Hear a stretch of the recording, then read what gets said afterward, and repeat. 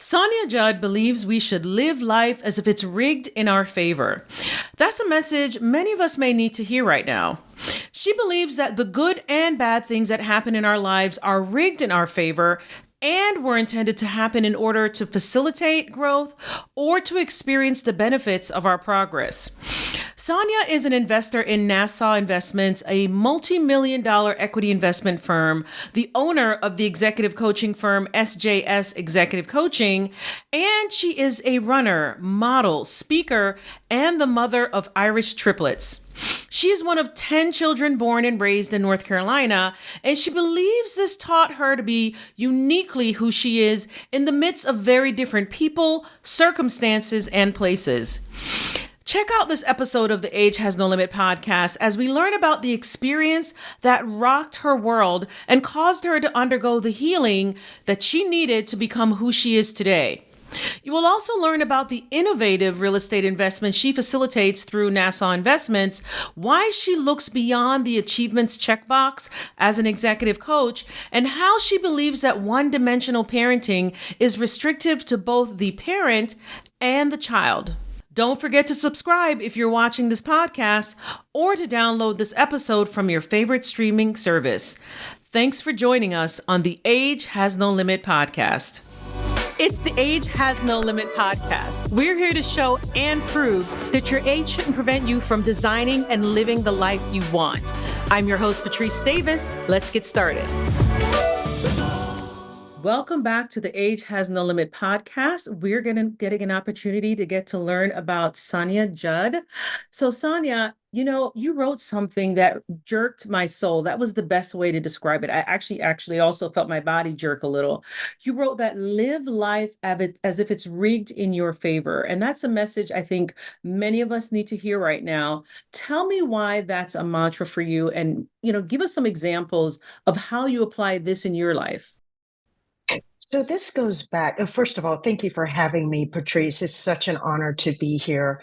This goes back to your program, Purpose, very much aligned with what you were describing here. Living life as if everything is rigged in your favor, everything. Mm-hmm.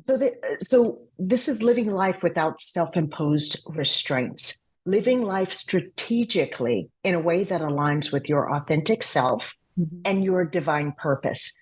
When you do that, I believe everything along the path is absolutely intended for your good. Mm-hmm. Whether it feels good or not, mm-hmm. it is intended for your good. Mm-hmm. The divorce, intended for your good. Mm-hmm. Singlehood at 60 or divorce 4 times at 60, rigged in your favor. Mm-hmm. Pregnancy at 40, rigged in your favor. There is something around the bend that is intended for your betterment, mm-hmm. and the exploration of your purpose and your passion. Mm-hmm. So don't shun it or be elevated by it or afraid of it. It mm-hmm. is purposeful. And to optimize those results, we need to embrace it as part of our growth.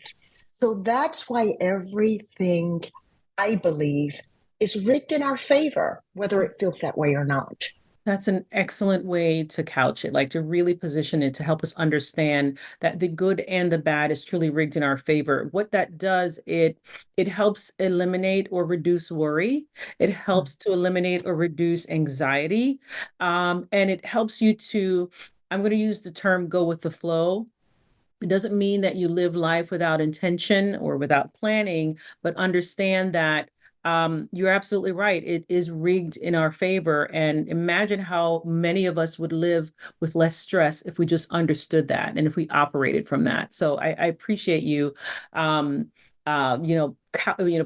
it that way. And that's part of the reason I wanted to make sure we started off our discussion with that. Now, please tell the audience a little bit about who you are. And I really also want to understand what made you come to that conclusion, living life as if it's rigged in your favor, who you are and what made you start living life as if it's rigged in your favor. That's a great question. I'm one of 10 children.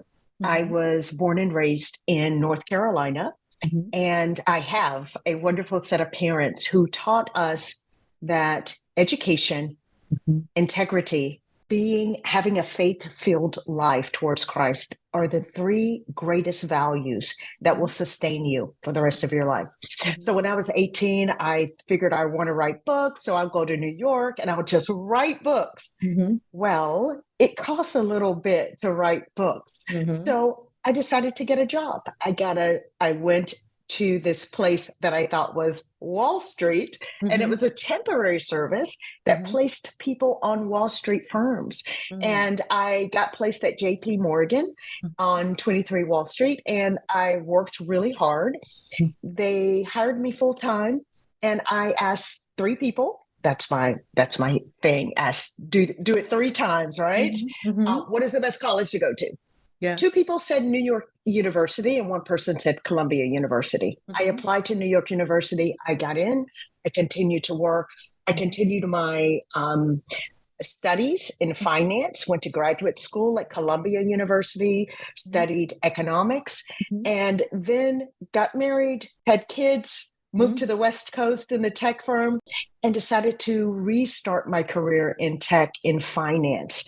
Now, being a mom and being a working mom is very, very difficult. But what it did is it allowed me to reacclimate to working and balancing work and life as it was presented to me. I eventually continued to raise my children and started a foundation called BizWiz Kids, a foundation that teaches personal financial literacy and responsibility for sixth graders and up, and then continued my career in tech as a strategy director. Loved it until boom, life hands me another lemon and says, guess what? You're not going to work there anymore. Everybody, right? A large percentage of this company's staff is going to be laid off. That layoff was the beginning. It was the genesis for this deep level of healing that took place, this integration of me and my children's lives, this profound revelation about what I want to do. Who am I really? What am I doing here? What's my purpose? I am not a corporate person. I am Sonya. Yeah. So what is Sonya supposed to be doing here? And that layoff was the beginning of where I am now. So I just began to live life as if everything that was handed to me was supposed to be handed to me, but I embrace that as part of me. I am supposed to be doing something amazing. And maybe this is a breadcrumb towards that larger thing. And so I grasp it. I grasp the next thing. And I faced risks as if they were part of my growth, not to be shunned. Again, you're living life as if whatever it is supposed to be a part of your life. So as I look at my childhood all the way to my entrepreneurial pursuits, I can see a string of patterns of being who I am, having that authenticity, working towards that perfection of purpose, and giving to others that which has been given to me so freely. So in exercising my authenticity, exercising all of my gifts, understanding what my purpose was, and encapsulating that in my passions, people were gravitating. They were saying, "Oh, I like this person, Sonya Judd. Wow, this is." And I began to scratch my head. I said, "Oh, I am kind of awesome." You lose this sometimes when you are mom as the title, when you are corporate person as the title. That is not who you are. That is your job, or that is your career, or that is something that you do, but that is not who you are. And when you start to embrace who you are, your purpose falls right in line with that. Your passions are vigorous. And guess what? The wealth follows too, because all of that is aligned as it's supposed to be. But when you're fractured, when you're unclear, when you're unsure, when you have internalize what others think you're supposed to be. Yeah. It's difficult. Yeah. You don't see the breadcrumbs. You don't hear the encouragement or your heart. So I encourage everyone to really, even right now, look at the breadcrumbs. There may already be a pattern of what's working for you and what's absolutely not a part of who you really are, so that all of these things, your wealth, your person, your career, your passions, are aligned, and all of it grows. So that's the expression of who I am. That's where I've come from. And that's the encapsulation of where I'm going, because now I'm aligned and it's full steam ahead. Absolutely. And I'm glad you described, the process from start to finish and how that, informs who you are and what you do.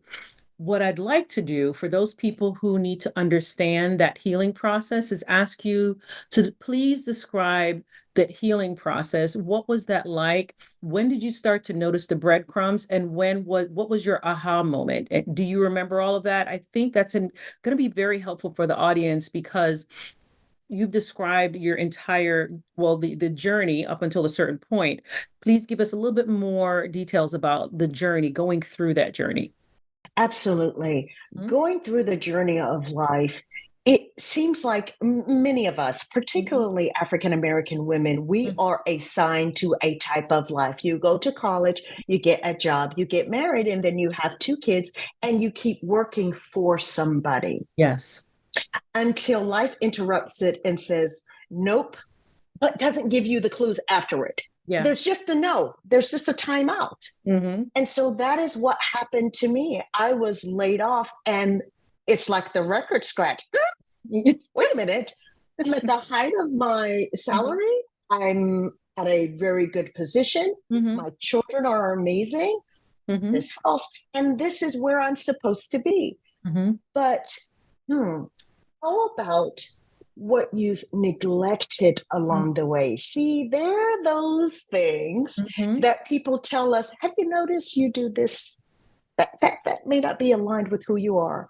Or there are decisions that you've made that are not good for you or great for you. Yeah. But you're okay with it because it works for the time being. Yeah. Yeah. Right? Very often the enemy of right is good. Yes. It's just enough for us to keep going and ignore it. Absolutely. It's not there. I don't see it. It's working for me. But there comes a time, I believe, in my life, let me just speak for myself, where good was not enough. And I believe there was this divine intervention for me that says, how about I allow the Lord to strip away those safety nets that I maybe subconsciously had been holding on to because they were comfortable. Yeah. They were working for me. And those safety nets can be good things, like a partner, like money in the bank, like your house, like your cars, like great kids. But I just disrupt that. And we resist that process because it's so uncomfortable being uncomfortable. Absolutely. But that's where we have to go. And we can resist that process. But oftentimes when it's our time and that hits, we need to just sit back and go, okay, I get it.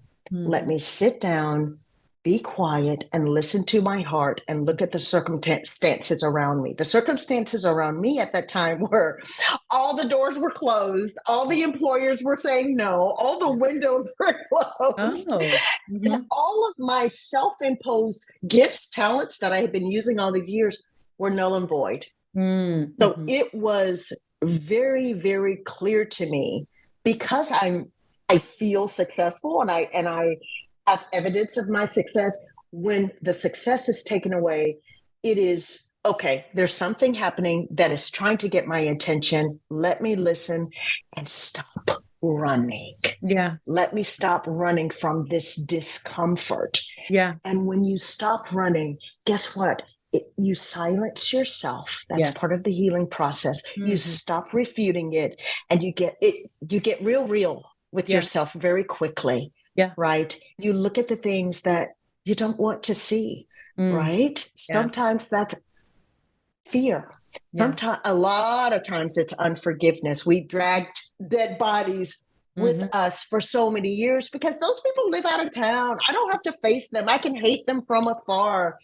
No, it affects your consciousness. It affects your judgment. It affects where you are. It affects your stature. And life says, nope, you're going to deal with it right now because we need to grow, Sonya.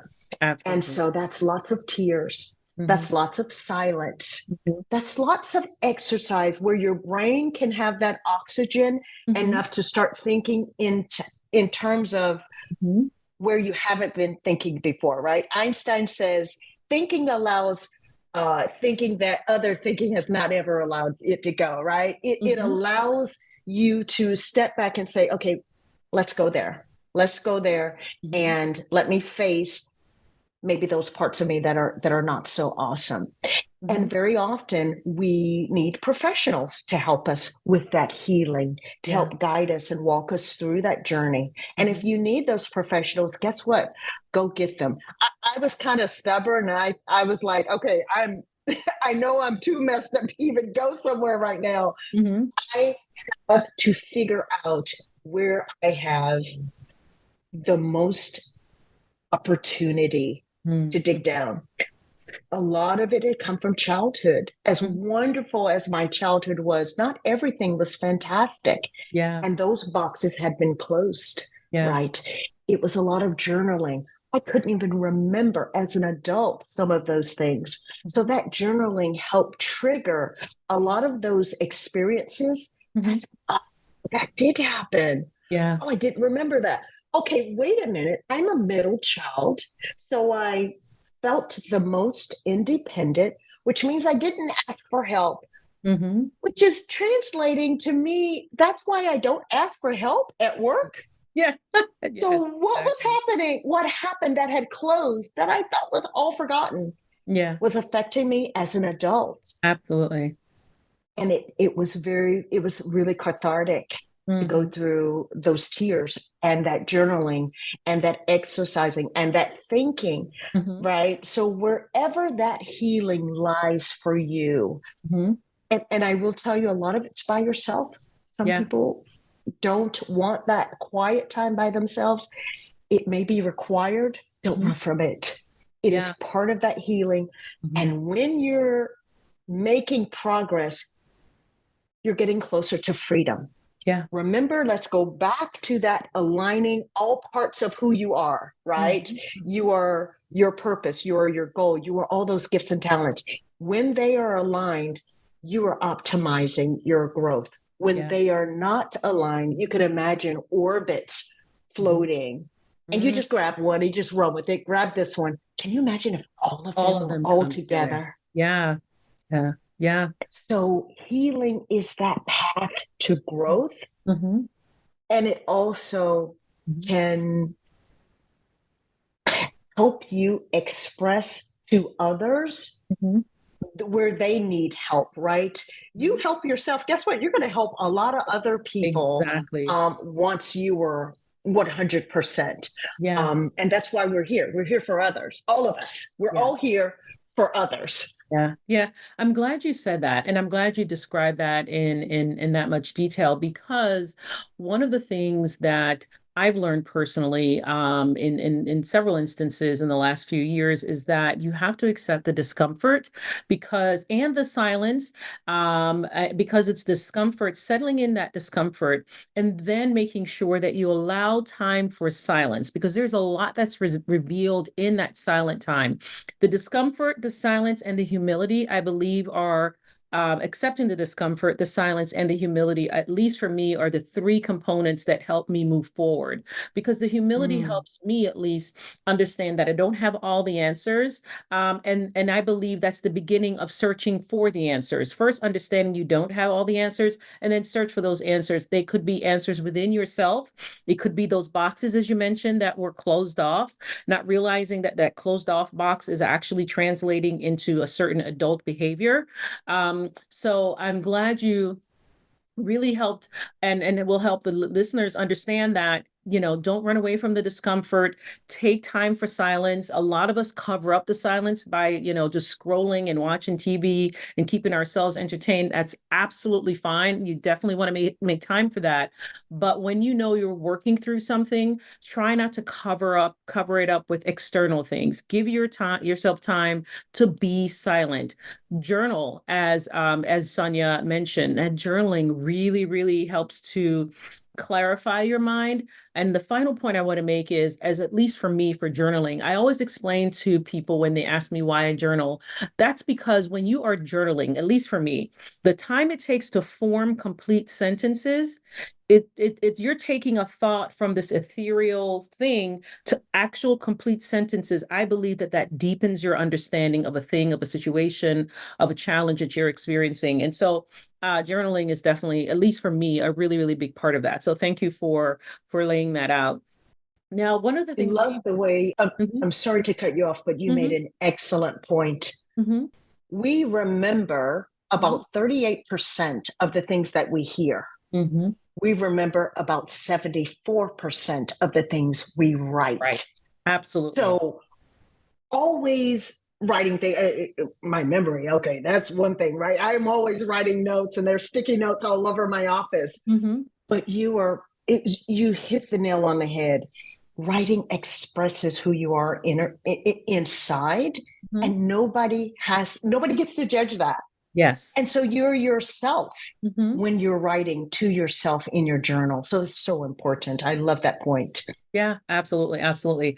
And one of the things that I enjoyed and when you were describing this opportunity to, stop, be silent, you described a little bit about your family. And so I'd love for us to learn a little bit about your family. So you have Irish twins. I had to look that up.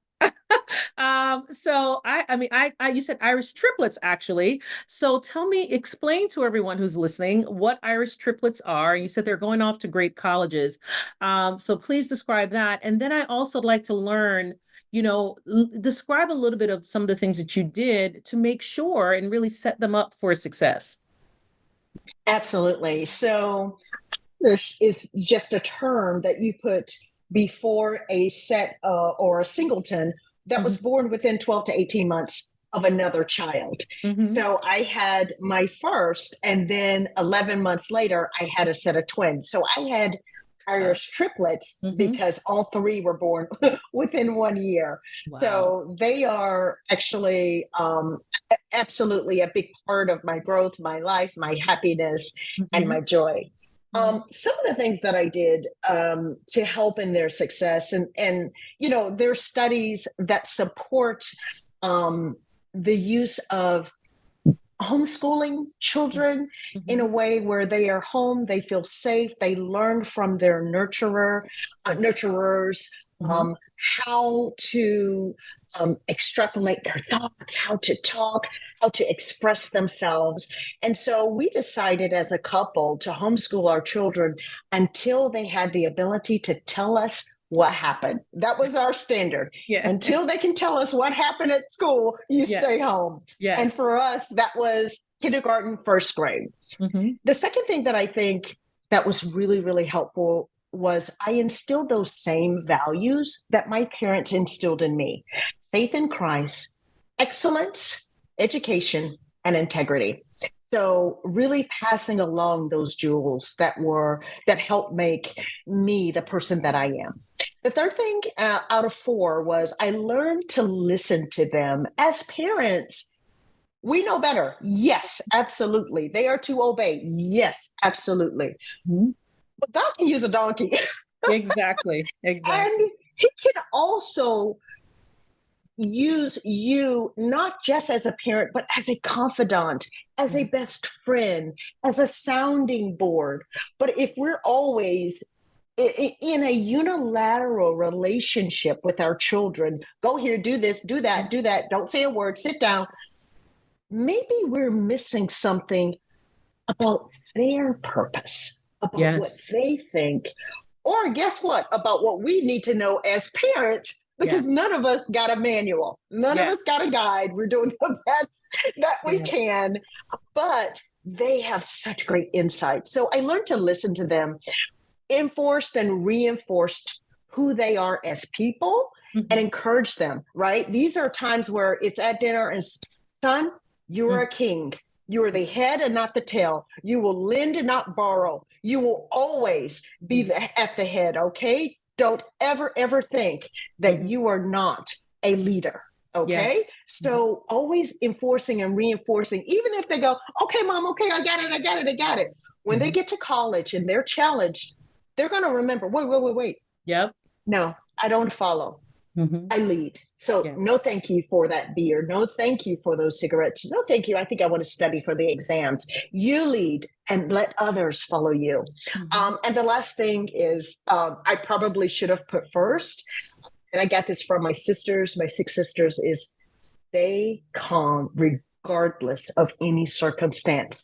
I didn't understand that when I first had little ones because I was trying to eat, sleep, survive. But as they turned 7, 8, and 9, I realized that they are really relying on my core as a parent to be stable. They want to absolutely trust that this adult has everything under control and that my core judgment and my love is omnipresent. Even if I'm jumping on the inside, right? I smell smoke from the kitchen where I've left the toast in there, or I see a kid tumbling it down the stairs and a nosebleed, and I'm like, what is happening here? Stay calm. Learn how to center yourself.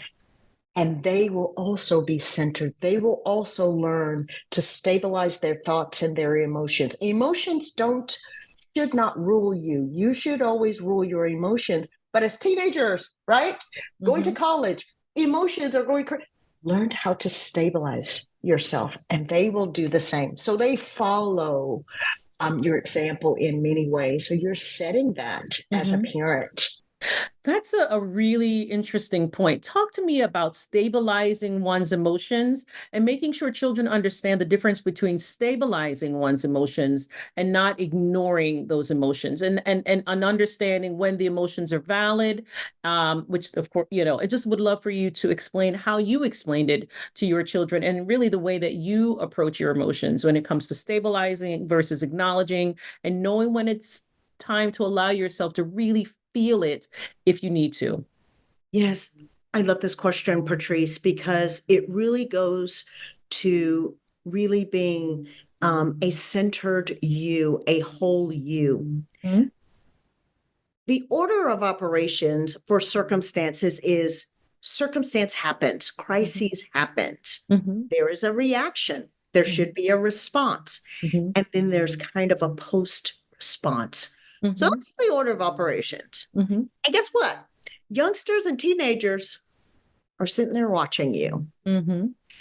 So before that happens, as a part of your life, as a part of your routine, as a part of everyday growth, perhaps there's a time where you are, there's a meditation time in the morning. Perhaps there is an equilibrium type of activity like jogging or walking or doing some level of exercise. Making stabilization a part of your everyday life is much easier to do in crises. So you don't have to get right during crises and put it all together and hide. You're already stabilized. Now, that includes high highs and low lows. They happen going back to looking at life as everything is rigged in your favor. How do you see things? How do you perceive what you've just seen? What you've just experienced, what you've just felt? If I may make a recommendation for our audience, and something that I try very often in crises or in certain circumstances, give yourself at least 10 seconds to pause. Think. Do not react. Respond. Let that be your thing. Not react, respond. The difference in those things is when you're responding, it's more innate. It's a knee-jerk reaction, and sometimes that's good and required. But when you respond, there's a thoughtful, intentional approach that you want to take to that circumstance. It's not running, it's hiding, it's facing it head on, but you're thinking. You're in complete control of your emotions. Now, it doesn't mean your heart doesn't flutter. It doesn't mean that fear doesn't come in. It just means it is subdued to a place where your thought process is pervasive. It is the thing leading.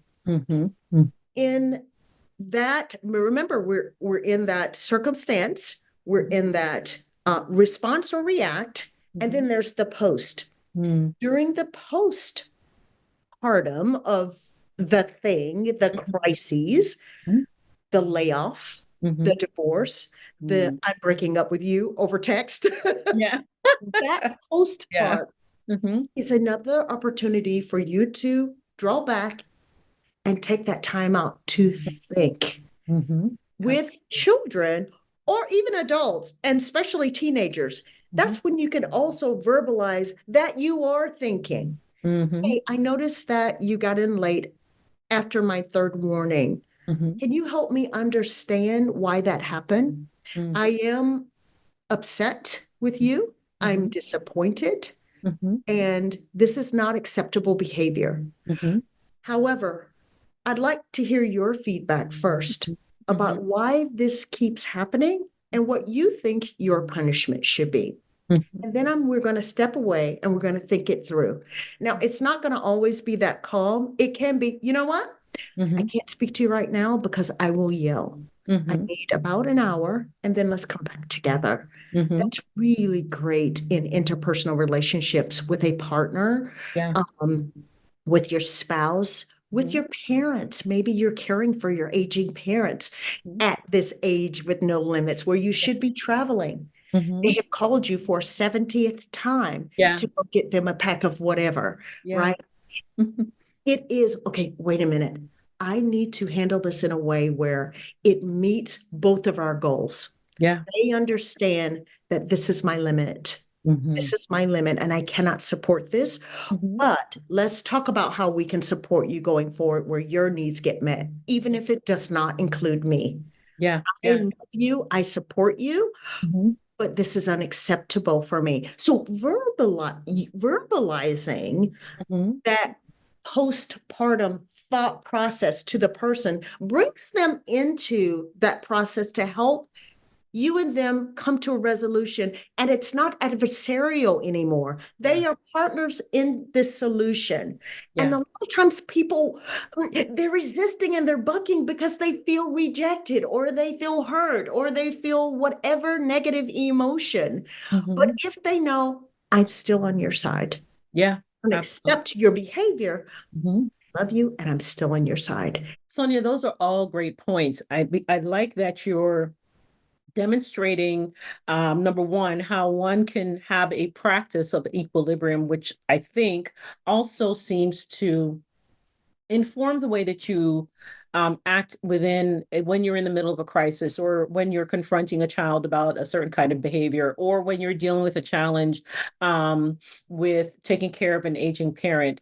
And as a result of that practice, you can approach each crisis, each challenge, using a more calm and a calm way to address the challenge, but also very, as you said, communicate what that challenge is. Communicate now is not the right time for us to have this discussion. However, I am upset.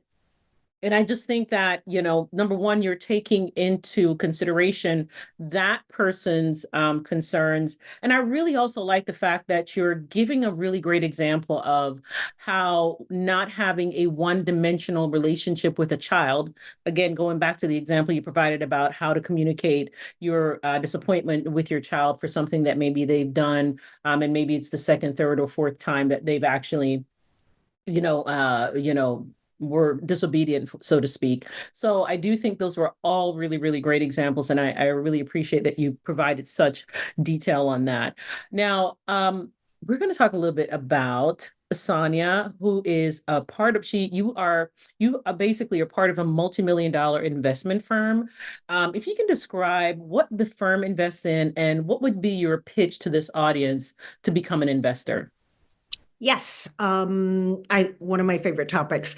I'm a part of Nassau Investments. Nassau Investments is an investment firm out of Cincinnati, Ohio, founded and owned by Michael Ely, an African American, Mm-hmm.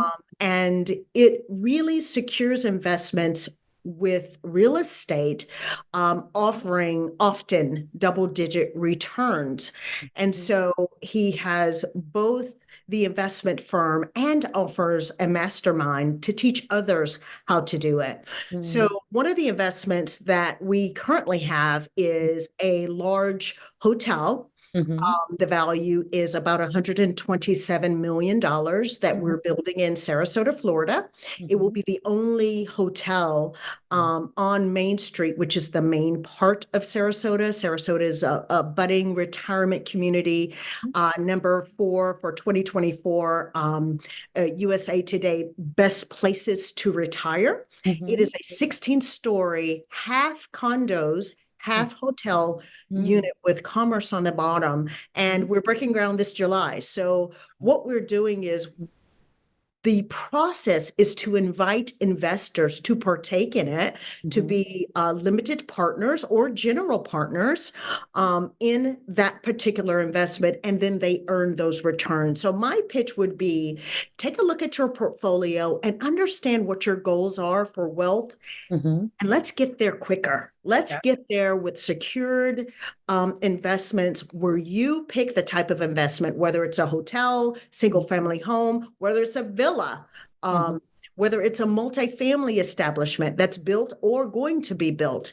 And let's take a look at what your goals are. Is your goal to earn this type of double-digit return? Is there an equity multiple that you're looking for? 2x, 3x your return? And let's design your portfolio, your current portfolio, your retirement portfolio, however you'd like to see it, in a way that we get to our goals. Often we leave our financial decisions to someone else. Guess what? Yeah, they've got 400,000 other people that they are really focusing on. And that 1% that's really driving that portfolio, that's 5 million plus, is really where they're focusing. So you're earning probably 5%. So we really want to bring investors in that want to make an intentional strategic effort to grow their portfolio and their wealth quicker and easier, where they have full visibility into what's happening. Yeah. And you know what? I love that. That was a really, really great example. So I've been to Sarasota, love Sarasota, fantastic community. And when you have, and based on what you're describing, it's part commercial. Basically, it's a mixed use, but it's actually mixed use in that it's a hotel. There's condos. There's also commercial aspect. I've never heard of that mix before, and the fact that it's right in the middle of Sarasota. Again, one of the top places to retire. It sounds like an excellent investment. Now, would a person decide? Just give me an example of how a person would actually become an investor. Obviously, they, of course, going to bring some funds to the table. I would love to learn a little bit more about how this kind of project, how a person can actually invest in this kind of project. It's really quite easy. And I think that oftentimes people see these large dollar amounts and they think, oh, can't do it. How would I ever be a hotel owner? Well, becoming a limited partner is basically owning a small share of a larger piece, exactly like stocks, except real estate. So I often do pitches, infomercials, or webinars, or I just do a lot of calls to people who've said, hey, I'd like to one day own a part of a hotel. I would share the portfolio of the hotel, that it's a Hilton. It's being built by several large partners. It's designed by a designer out of New York. Here's the investment entry point. For this hotel, it's $50,000. And here's what you would get as a return. Does that meet your needs? They say, yes. We do the investment. We start to build, it begins to make money and your dividends begin to hit your bank account. My goal is for you to make money while you're sleeping. Your bank account should be going ding, ding, ding. And so it would be a variety of things. So we may have this hotel and I may give you a call, say, hey, you wanted to do a villa. There's a proposal for a villa in New Mexico. And this is for 120 units and it's a 15% investment rate of return. It fits what you like. And I think we have the disposable income to invest in that. And this is what one of your goals were. How do you feel about let's making that investment? Really, it's just a turn of a button. So there are other people that say, well, $50,000. I live paycheck to paycheck. Well, financing for a lot of these things, and a lot of people don't know it, is so much easier than having $50,000 in the bank. You can go in as an LP. You all can form an LLC with family, friends, people, 4 people, form a joint venture offline.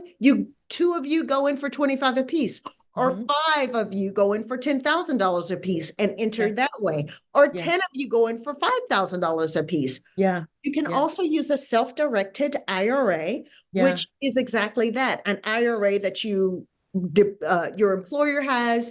A lot of times they limit where you can invest it. They give you 10 stocks and they can say which percentage of which stock. Well, a self-directed IRA, you can self-direct where it goes. So the IRA sits there and you have your money there, but you can say, I want to invest that into that Sarasota hotel. I've got $300,000. Guess what? It will be invested in that hotel. So there's that available. If you own a home by chance, and you say, well, I just have a townhouse. Let's take a look at the home equity that you have invested. You have a townhouse, but you've lived in it for 20 years. It's almost paid off. So you bought it for 75. It's now worth 350. And so you have $275,000 at your disposal. So you say, well, I can use that 275. Absolutely, you can. You are borrowing from you. You are your own bank. So as an investment strategist, I will teach people how to make their dreams come true through their investments secured by real estate. And real estate is the most promising investments that you can make. It's the safest. It will always basically appreciate. And then there's at the usually 3, 5, 7-year mark, there is a cash event. And the event is basically a couple of things will happen. The asset can be sold and the returns go back to the investors. Absolutely. Or it will be refinanced. Look at the rates today. You invest today. We refinance the loan, pay everyone off. Guess what? Those margins go back to the investors. Wow. So you're saying, well, Sonya, and so basically, let's take the example of someone who owns a home, living paycheck to paycheck, but has that home equity. Your bottom dollar is not touched. I am not affecting what you pay for rent, your bills, anything. Your money starts working for you, right? You're working. Why can't you? Your money is lazy. Be working. Put it to work. I love that. That's multiplying it. Yes. That is diversifying your portfolio. You don't move. You don't do anything. And guess what? Using those means are always something you can do. But there's a secret thing that we love to do. We use OPM. We use other people's money. Yeah, absolutely. So we say, okay, so how about we ask, you find a hotel and you say, I want to be a hotel owner. I want to quit my job. I see this old hotel. I want to build it up. I want to make it a Hilton. And Sonya, it's $5 million. I know I make $75,000 a year, but how can we get it done?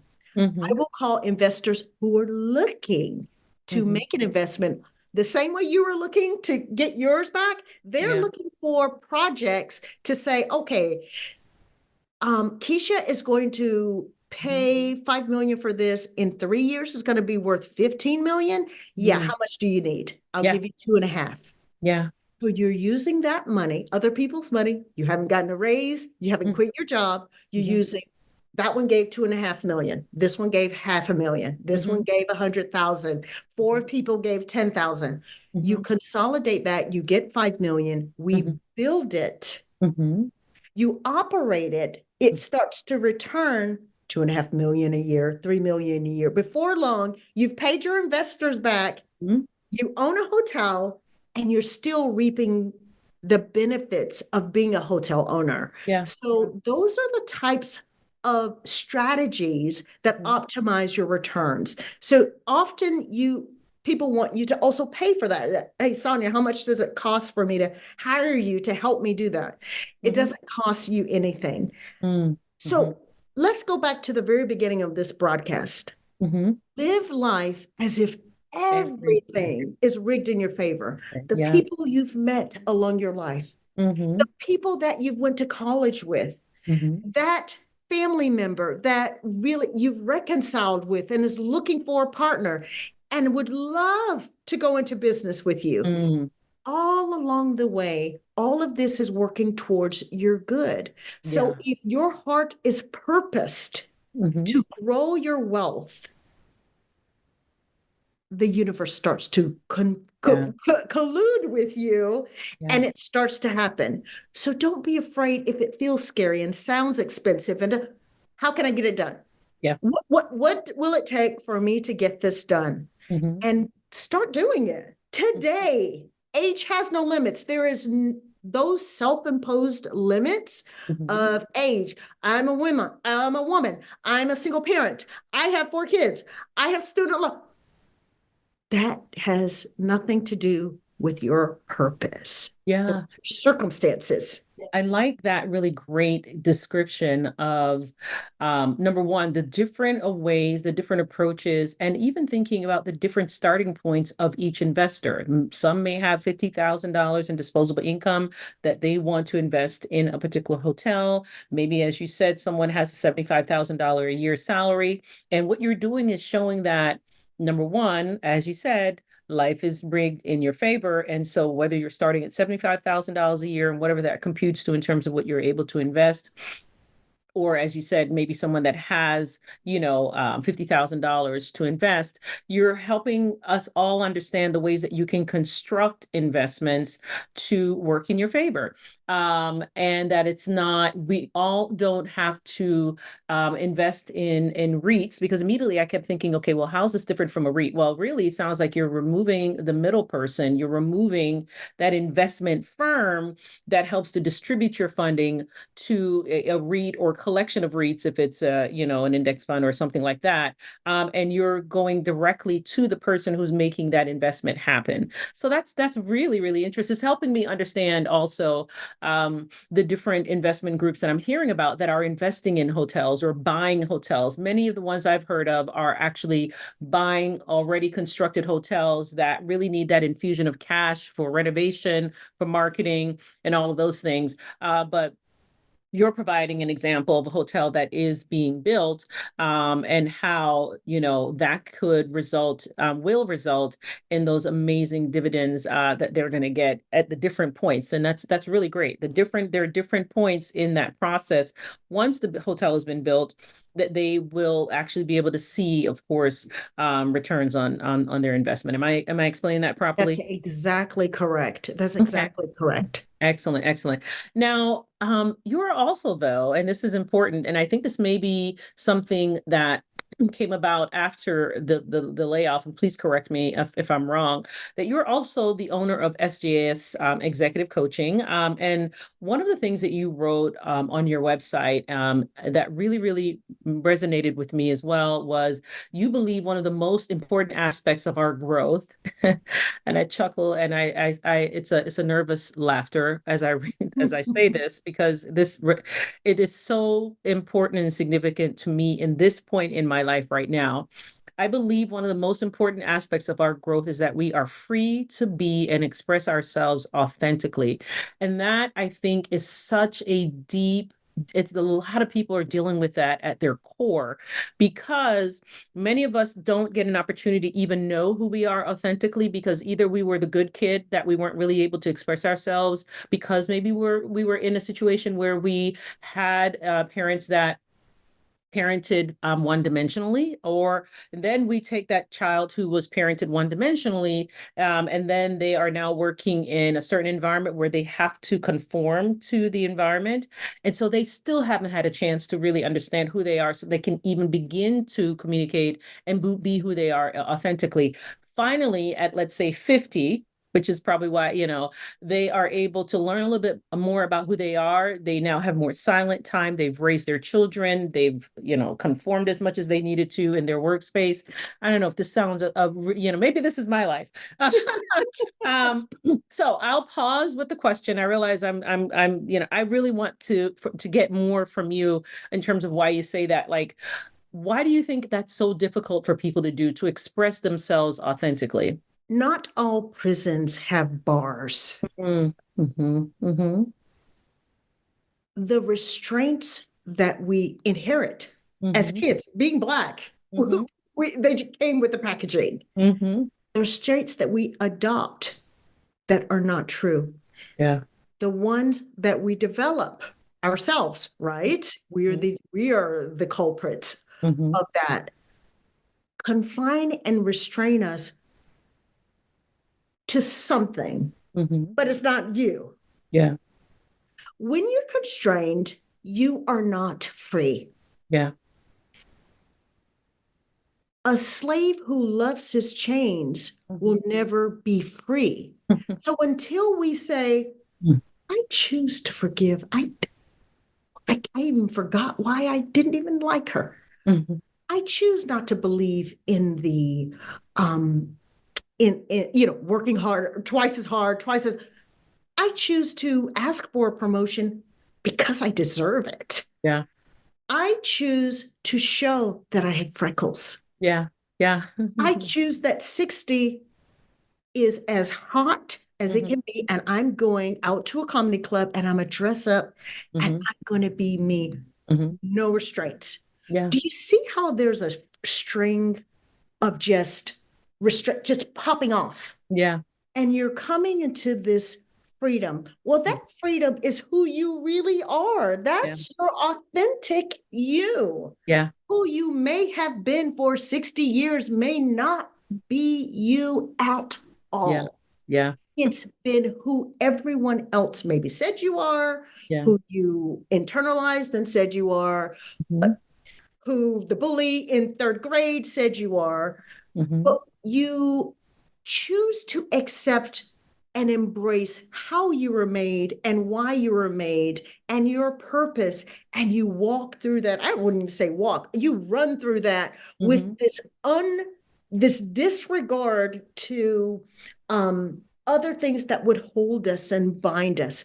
You're living authentically who you are, and you embrace it and you accept it. Yeah. So breaking through these barriers, healing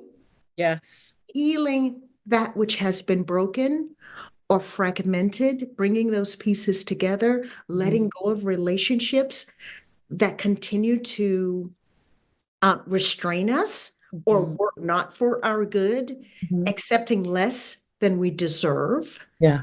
Yes. Is part of not really living authentically. And until you're able to be free, you cannot express all that you are. Yeah.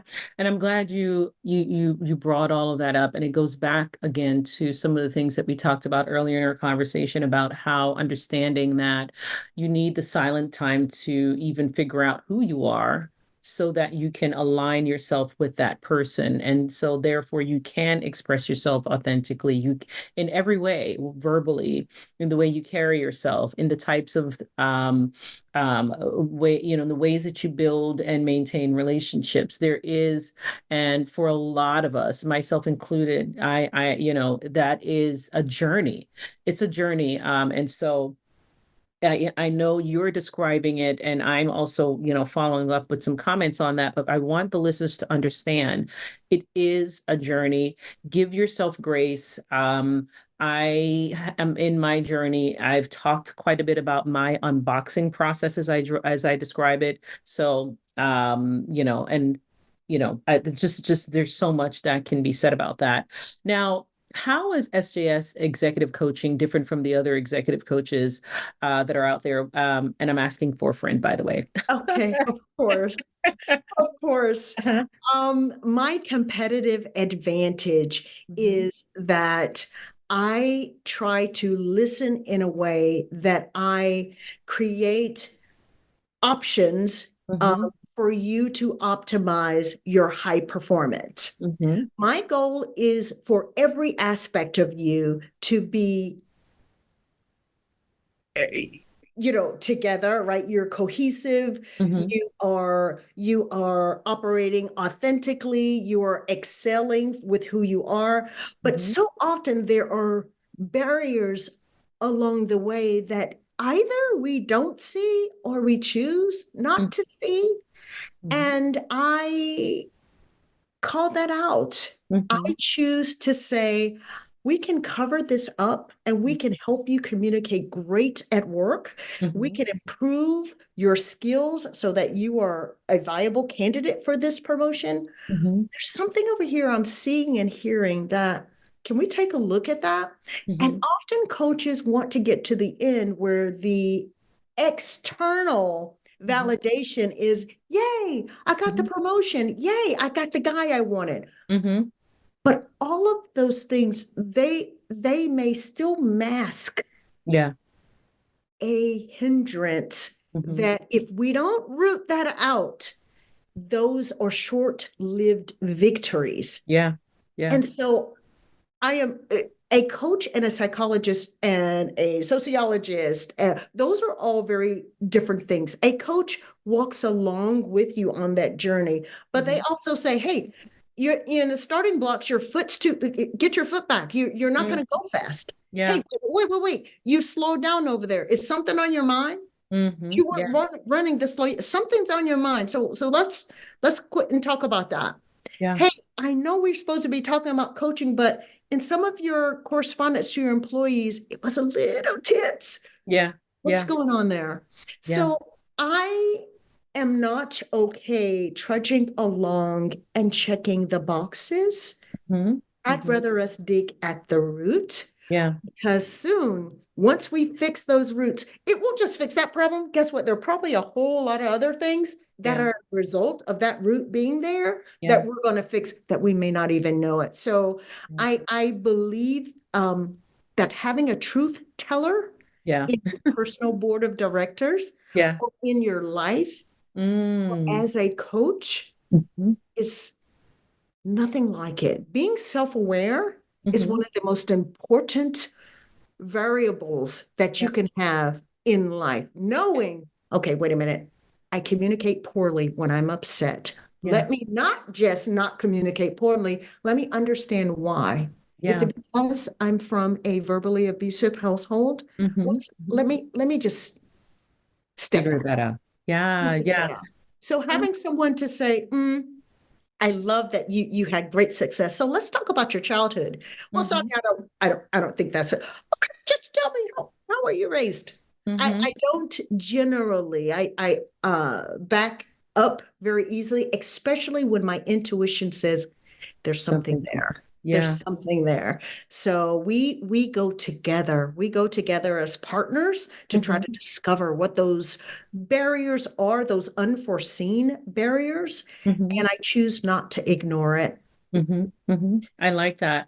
And I also I think the part that really stood out is that you're not there to check the boxes to say, I helped you accomplish these things. We uncovered just enough, we scraped a superficial area to be able to say, to get you to this point where you're able to get the promotion or to, have this accomplishment in your business. When in fact, we haven't really done the deep work that's needed to tick a number of boxes. We can't really start, imagine ticking 3 boxes with a superficial exploration versus ticking 8 boxes because we've uncovered a lot, uncovered really what could be holding you back from being able to accomplish so much more.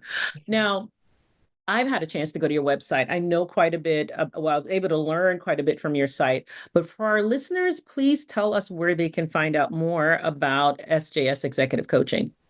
Please feel free to reach out to me on SJS SJS Executive Coaching, all one word.com. In it, you'll see a book a call. You can book a call on my calendar. It's free. We're going to talk for 30 minutes and we're going to try to figure out where the opportunities are for growth. I'm also on Instagram, Facebook, and X, Twitter, formerly Twitter. So you can reach me in any of those ways.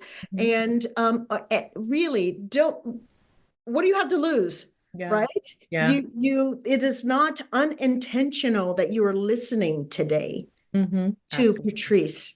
Yes. It is not unintentional that you happen to reach this on YouTube or Facebook. So continue to get these breadcrumbs and go after it. Well, I think it's important for the audience to know that in addition to so much that we've learned from Sonya, Sonya can also help us form a more multidimensional life. And this is by being an example, right? She is a runner. She models, she teaches, and clearly she speaks. She's, a speaker. Now, how do you fit all of these amazing activities into your life as an investor, as an executive coach, and of course, a mom of three fantastic children, young adults? How do you fit all of these into your life? I plan. I'm not a good planner, but I can't do without it. Yeah. And I think often we are very reactive because that's what we do and that's what we've always done and it works. But if I don't plan these very important, maybe meaningless to someone else, but if I don't plan to get rest, I won't do it. If I don't plan my date night, it may not happen. I chart out my morning, up 5:30. I do, my meditation and I think and I quiet myself for the day. I think about what I'd like to accomplish. I may do some exercises in the morning and then I go to work. I come back, I do more exercises or I take clients on the weekends. But I have blocks of time that I've designated for that particular thing, whether it's writing, a TED Talk, speaking, whatever. I block those times for those things. It helps me keep my priorities in their rightful place. At the end of the night, it's a planned routine, right? I quiet myself. I don't have, my phone on. I don't have TV on. I think about what I'd like to accomplish for the next day. I think about the day of what could I have done better? What didn't go so well? What went really well? I give myself that pat on the back, keep doing those types of things. I close my eyes to rest. Sometimes it's journaling. Sometimes I can't sleep right away because my brain keeps going. That fatigue, my body is fatigued, but my brain won't turn off. Your brain is really asking for a place to go. Yeah. And it keeps you awake so it can go there. You can solve its problems. Yeah. But if you put it in your journal, okay, tomorrow I need to do this. Yes, I need to have that conversation with my sweetie. I need to do this. Get that on paper. And then your body says, oh, you solved it. Time to go to bed now. Yes, yes. So you've planned your day. You've thought about your day. You've quieted your soul, your mind, will, and your emotions. And you rest. Rest is so important. And that you will find in my book, Rest in the Nest, Powerful Principles of Rest in Early Childhood Parenting. That's one thing I did not do well. Yeah. With Irish triplets, I was so emotionally bankrupt. Yeah. I thinking I was putting the peanut butter in the refrigerator and the milk in the pantry. I was standing eating. I don't remember a hot meal. Yeah. And so I was like, okay, so I didn't do that well. So that is where that book came from. It turned out I wasn't obviously I was not sleeping well, but it had so many ripple effects on my emotional state, my physical state, my relationships. You cannot not get sleep. Yeah. Cannot not get sleep. We need it. Particularly if you are living a life on purpose, you need your sleep to restore yourself. Yes. Yeah. So really having that day planned, at least at a high level. At a high level, I work out Monday, Wednesday, Friday. I meditate 30 minutes, 5 minutes, just do sit-ups, get your brain going, drinking lots of water, and being really intentional about your time and your energy. Some people do not deserve your time. Some things do deserve your time. Some things need to be curtailed, right? Really decide where you are giving and absorbing energy. Absolutely. Absorbing the energy. That's an excellent point and that's one of the things I've learned, and some of the things that I share with others, that um, giving away energy to instances, situations, or people that may not deserve it, but also importantly, absorbing some of that energy and how that impacts you. We just need to pay very, very close attention to that. So, yeah, you made an excellent distinction between giving away of that energy, also and absorbing that. And protecting that, as protecting that, being very, very cognizant of what you're absorbing from others, the situations or the people. So what do you think, how much of your life, the things that you've accomplished, how much of that would you say was driven by your parents, what society wanted, versus Sonya, what Sonya wanted? Was Sonya aware when she was going off to college at 18, when she graduated from NYU first and then Columbia second, that she was taking a path or on a path that Sonya wanted? And I think you already answered that, because you said it was that layoff that helped you really figure out what your purpose was. Before you got to that point, how much of that was driven by what others wanted from Sonya? Right. That's an excellent question, because if we don't do that evaluation, we're led by someone else, right? And as long as you're led by someone else's wishes, you'll never accomplish your own. I would say, even from certainly childhood, because we were raised in a fundamentalist Christian environment, and it was so many of us, there's 10 of us.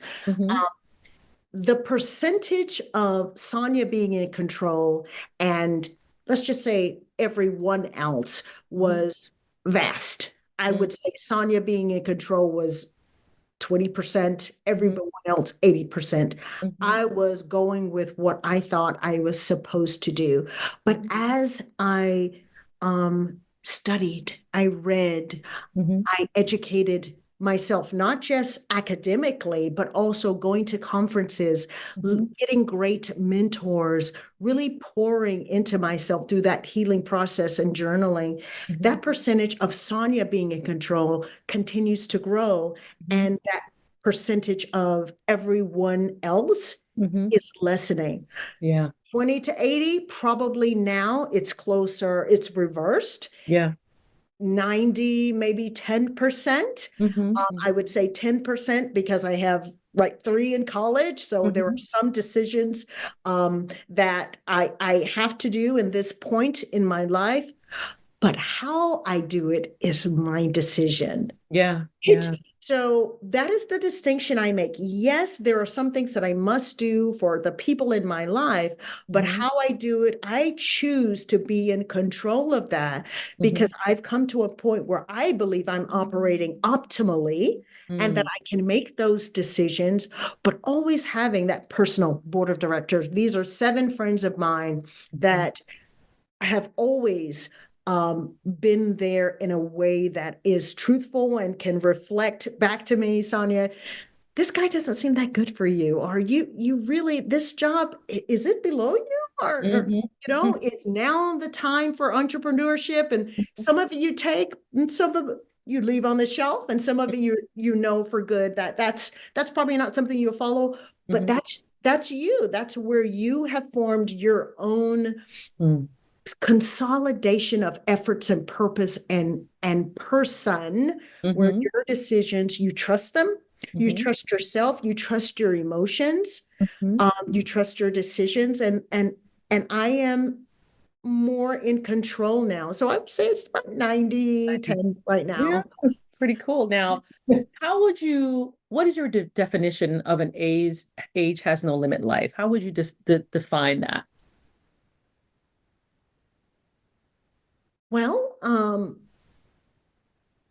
I say, take your vision statement, which is without bounds, right? I want to be a billionaire. I want to live in a different country 3 months out of the year all my life. For the rest of my life, I would like to be this. I'd like to be at this weight. I'd like to do this.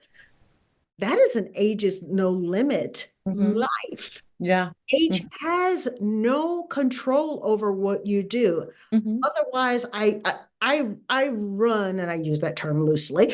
I run about 4 miles a day. If I listened to the rhetoric or the narrative that, hey, you don't need to do that. You're that age. It's just going to happen.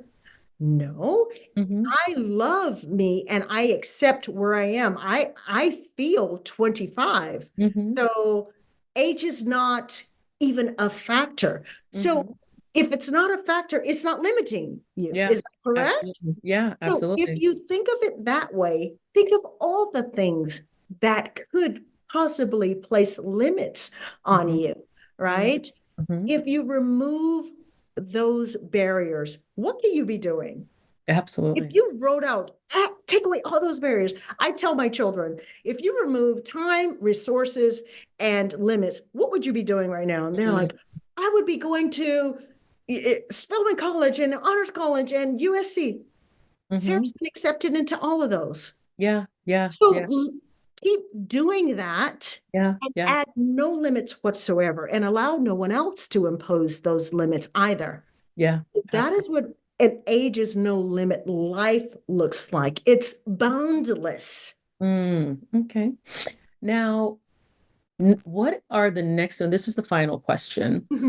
What would you say are the next 2 things that you want to accomplish personally in your life?